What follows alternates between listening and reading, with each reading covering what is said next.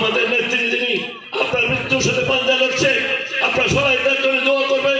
সমৃদ্ধ হিন্দু মুসলমান বৌদ্ধ খ্রিস্টান আল্লাহ পাক তারাকে আবার ফিরিয়ে এনে আবার 5টা বছর আমাদের দেশ পরিচালনা করার তৌফিক দান করে।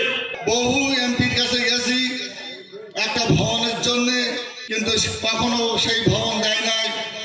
তাই আমি হেডমাস্টার সাহেবকে নিয়ে যখন কালী আলাউদ্দিন সাহেবের কাছে গেছি, তিনি আমাদের প্রথমে 15 লক্ষ টাকা রিপেয়ারিং গ্রুপের ওই ভবনটা দিয়েছিলেন।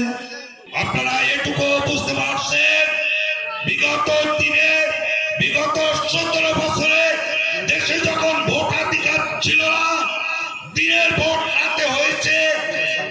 ওনার জন্য আমরা কাজ করব এবং উনি আগামীতে যেন উন্নীত হওয়ার পরে আমরা যেন এই অনুষ্ঠানে ওনাকে নিয়ে আবার আরেকটি সুন্দর এই আনন্দ মিছিল অনুষ্ঠান করতে পারি। বিগত 2001 সাল থেকে 6 সাল পর্যন্ত উনি আমাদের কালীগঞ্জ দেবহাটা এমপি হিসেবে উনি ছিলেন এবং উনি যে উন্নয়ন করেছে তৎকালীন সময় তদন্ত করে দেখা গেছে খুলনা বিভাগের মধ্যে কালীগঞ্জ দেবহাটার মতো উন্নয়ন কোনো আসনে হয়নি। ট্রাস্টের থেকে একটা বরাদ্দ দিয়ে এসেছি, সেই বরাদ্দটা দিয়ে যাচ্ছি এবং আমার নিজস্ব তহবিল থেকে আজকে নগদ আপনাদের এখানে 10,000 টাকা দিয়ে যাচ্ছি এবং আগামীতে আবার বরাদ্দ দিয়ে দেবো, দিয়ে আপনাদের এই অঞ্চলের সমস্ত আপনাদের সমস্ত উপাসনালয় উন্নয়নের ব্যবস্থা করবো। পারে না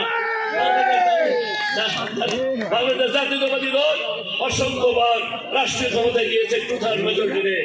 সেই দল অবশ্যই 2/3 মেজরিটি রাষ্ট্রীয় ক্ষমতায় যাবে। বর্তমান অন্তর্বর্তীকালীন সরকারের তিনি প্রধান ডক্টর ইউনূস আপনার যখন দেখলো ওই এনসিসি ওই জামাত ইসলাম সহ কুচক্করি মহল যাচ্ছিল না ইলেকশন হোক, তখন তিনি জরিপ করালেন সারা বিশ্বের জরিপ বাহিনী দিয়ে এবং স্থানীয় জরিপ দিয়ে দেখলো যে নির্বাচন যদি সঠিকভাবে হয় বাংলাদেশ জাতীয়তাবাদী দল 268 আসন পাবে। তখন তিনি লন্ডনে চলে গেলেন এবং তারেক জিয়ার সাথে বসে ফয়সালা করে নির্বাচন ঘোষণা দিলেন। তাই আপনারা ওই ভুল করবেন না। যদি রাষ্ট্রীয় ক্ষমতায় আপনার ক্ষমতাসীন দলের এমপি না থাকে সেই অঞ্চলে উন্নয়ন হয় না। তার উদাহরণ আশাশুনি বারবার কোনোদিন বাংলাদেশ জাতীয়তাবাদী দলের এমপি নির্বাচিত হয় নাই বলেই আজকে বাংলাদেশের ভেতরে সবচেয়ে বেশি উপেক্ষিত অবহেলিত আশাশুনি উপজেলা আপনারা দেখে আসেন। কোনো রাস্তাঘাট নাই, কোনো বিদ্যুৎ নাই, আপনার উপজেলা শহরের কোনো পরিকল্পিত কিছু নাই, পানি নিষ্কাশনের ব্যবস্থা নাই, সুপ্রিয় পানি নাই, কোনো ব্যবস্থা নাই, কোনো প্রত্যেকটা অবহেলিত কি কষ্টে মানুষ আছে। আপনার টেকসই বেড়িবাঁধ নাই। আমি কথা দিয়েছি সেখানে রিকভারি জোন করবো, তাদের 31 শয্যা বিশিষ্ট হাসপাতালকে 100 শয্যা বিশিষ্ট করে আর আবার দরজা